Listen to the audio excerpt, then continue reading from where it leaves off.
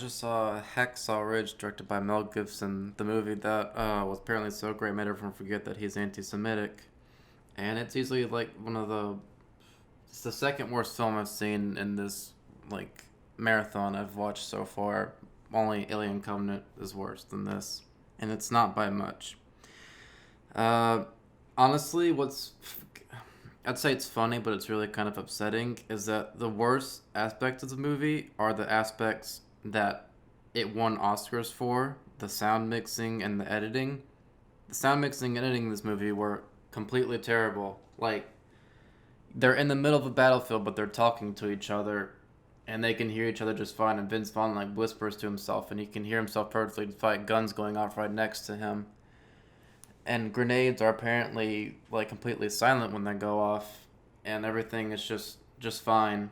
And also, whoever decided, I guess probably Mel Gibson, but if whoever decided that we should have slow mo with reverb vocals is a bad person, and they made bad decisions, and they should face repercussions for that and not win an Oscar, because every time that happens, it's the cheesiest, just dumbest thing I've ever seen, and I laugh every time it happens. Also, some of the reactions in the battle sequences are hilarious, and this is easily one of the funniest movies I've ever seen. Not intentionally, of course. Like, just whenever people are about to get shot or blown up or something, they just react like it's a slapstick comedy and they're about to slip on a banana peel.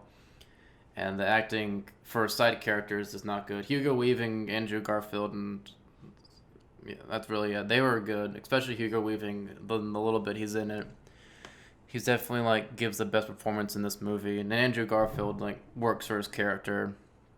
You buy into him. The writing is terrible, especially in the first 30 minutes. The first 30 minutes are the worst part of this movie.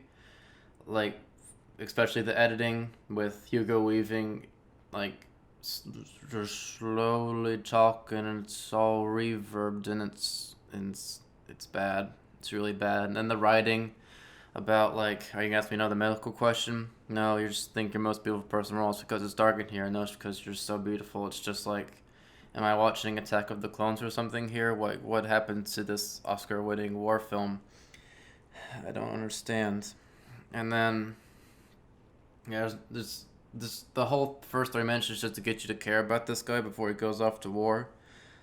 But this movie would have been like 10 times better if it was just the war stuff. Because the war stuff, well, it's kind of humorous with all the absurd reactions. If they had just gotten the reactions better and made the guns, loud and the war sound like they're in the middle of a war and not just like 1,000 feet away from the war that's happening right next to them, then it would have been good. Because the cinematography is good in this movie. Like, in the war stuff, early on it actually kind of looks flat and stuff, but later on when they get to the war stuff, it's well lit and shot compositions are good and everything, but the editing and sound mixing is terrible. Like, the sound design is the worst. This is some of the worst sound design I've ever seen.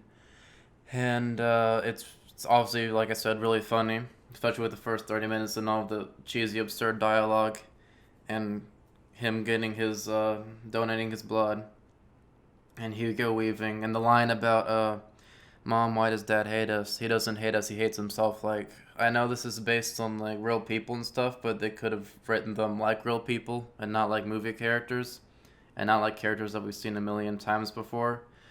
Or, like I said, just not show all that and just cut to them in the war, like most war films. Like, just show the war stuff, because like Dunkirk that came out was, I think that was, yeah, this year. Like, it just started with the war. Imagine how terrible that movie would have been if they started like, here's what their life was like before the war and here's them leading up, and it works a lot better with it just being the war, because it's like an experience. This film is experience, but not in the same way. Yeah. The only reason I'm gonna get into like the only positive this movie, the sequence where he actually saves the people, like the thing he's known for, where he gets them off of Hacksaw Ridge. That's actually pretty well done. It's pretty tension filled, and you actually like care whether or not he gets hurt and stuff, and it does feel earned. But I mean, that's about it. And so, honestly, if I was basing off the first 30 minutes, the movie would get an F. I was basing it off of like the middle section where he's like, I'm a conscious objector, I don't need to do this. It would get like, I don't know, a C minus maybe, but overall it's getting to D plus. I really did not enjoy this film, and I would only ever watch it again as a comedy. it's really upsetting because like this is a good story, but like Doss really deserved a better movie because I mean, he's like, he what he did was great, but this movie really did a great disservice to him. So yeah, D plus. I'm really hoping the next movie is a lot better than this.